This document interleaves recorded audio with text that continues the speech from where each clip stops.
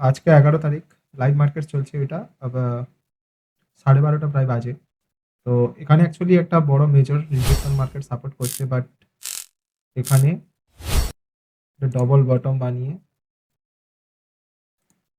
Market upside একটা momentum দিচ্ছে। But এখানে আপসাইডের দেখতে আপসাইড মোমেন্টাম হলেও কি হবে, কিন্তু এখানে একটা জিনিস কি করছে মার্কেট, এখানে ট্রেন লাইন বেসে এখানে একটা রিজেকশন ফার্স্ট এবং সেকেন্ড এবং থার্ড। এখন দেখার মজার বিষয় হচ্ছে মার্কেট এই লেভেলটাকে ব্রেক করে উপরের দিকে যায়, না এখান থেকে ব্রেক করে নিচের দিকে আসে। এটাই অ্যাকচুয়ালি এখন দেখার বিষয়, মজার বিষয় হচ্ছে এটাই।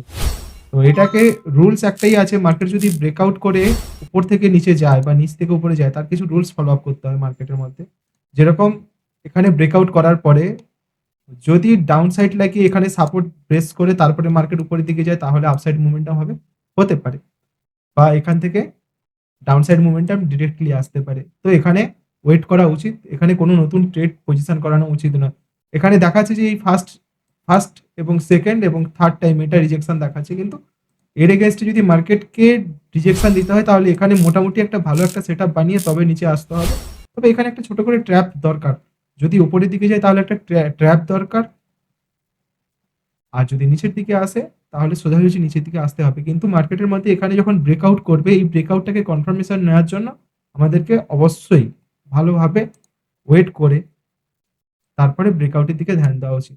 ঠিক আছে, দেখি ওয়েট করি কি হয় এখন।